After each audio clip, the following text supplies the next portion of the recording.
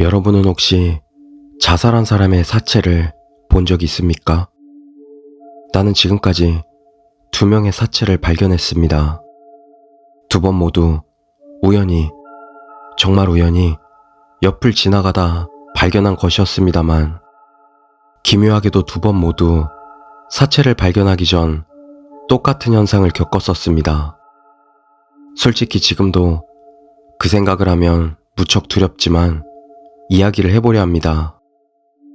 첫 번째는 언제나처럼 우리 집 강아지를 데리고 근처 숲에서 산책을 하고 있을 때였습니다. 당연한 이야기지만 사체에서는 냄새가 납니다. 개가 끙끙거리기 시작해서 무슨 일인가 싶어 근처를 두리번거릴 무렵이었습니다. 갑자기 어떻게든 죽고 싶다는 생각이 들었습니다.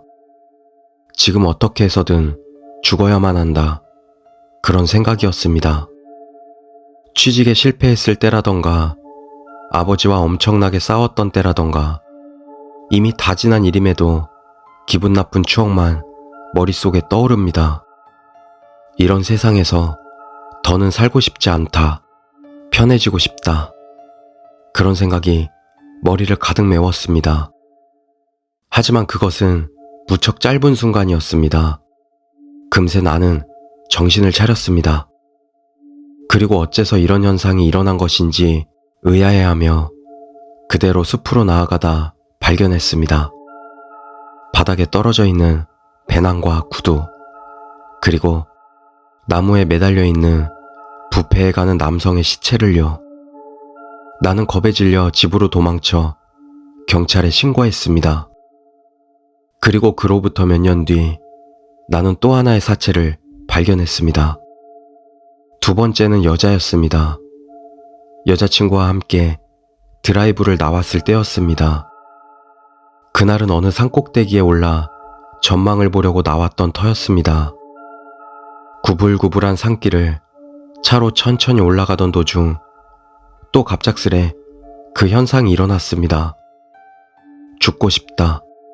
이대로 핸들을 꺾어버리면 둘이 같이 죽을 수 있겠지. 죽으면 이곳에 붙어서 여기를 지나가는 차마다 닥치는 대로 덮치고 싶다. 그런 말도 안 되는 생각이 갑자기 내 머릿속에서 피어난 것입니다. 그리고 머릿속에는 여자친구와 싸워서 한동안 연락을 안 하던 때나 지금까지 여자친구에게 들었던 기분 나쁜 말 등 생각하고 싶지 않은 것이 잔뜩 떠올랐습니다.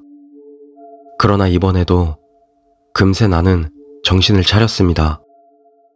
그리고 깨달았습니다. 지난번과 똑같은 현상이라는 것을요. 혹시나 싶었지만 너무 지나친 생각은 아닐까 한동안 고심했습니다. 하지만 직접 확인하고 싶었기에 나는 찾으러 나서기로 했습니다. 산길이다 보니 후진이 힘들어 나는 차에서 내려 아까 그 현상을 겪었던 곳까지 100m 정도를 걸어갔습니다.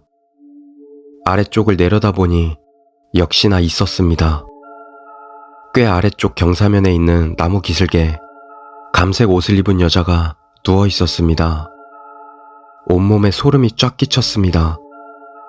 나는 바로 경찰에 신고하고 우는 여자친구와 함께 차 안에서 벌벌 떨었습니다. 혹여나 나 말고도 비슷한 일을 겪은 사람이 있는지 모르겠습니다만 나는 이제 무서워서 숲이나 산에는 가까이 가질 못하겠습니다.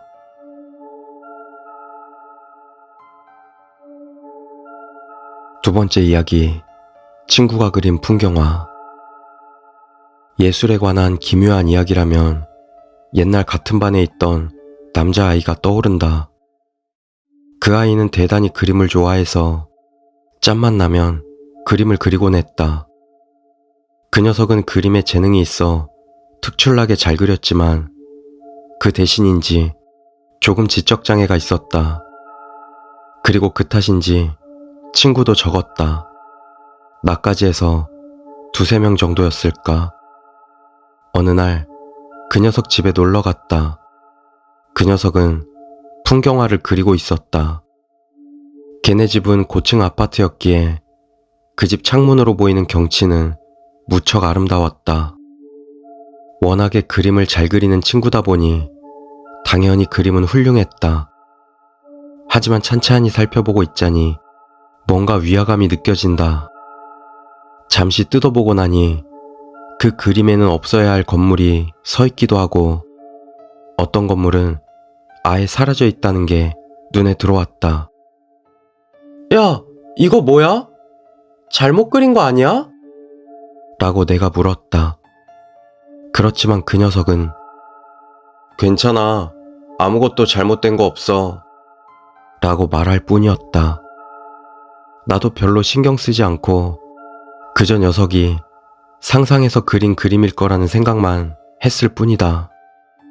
그 후 대학에 진학하게 되면서 그 녀석과도 연락이 소원해지게 되었다. 얼마 전 오랜만에 고향에 내려간 김에 그 녀석 집 근처를 가보니 이사를 했는지 낯선 사람이 살고 있을 뿐이었다.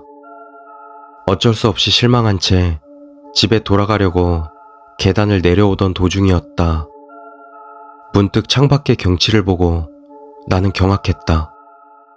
어린 시절 그 녀석이 그렸던 그림 그대로 마을 풍경이 변해 있었던 것이다.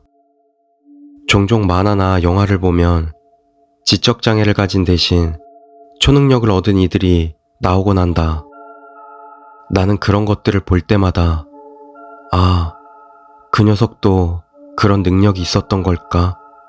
하고 생각하곤 한다.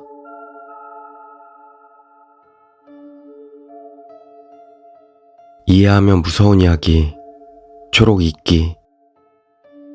우리 집은 정말 이상합니다. 가끔 집에 돌아가면 손님이 계시는데 그때마다 다음날엔 초록색 이끼가 굉장히 많이 자라 있습니다. 이끼가 자란 날엔 아빠는 술을 마시고 계시고 엄마는 쓰레기를 버리러 가고 계십니다. 그때 나는 철냄새가 나는 이끼를 닦습니다.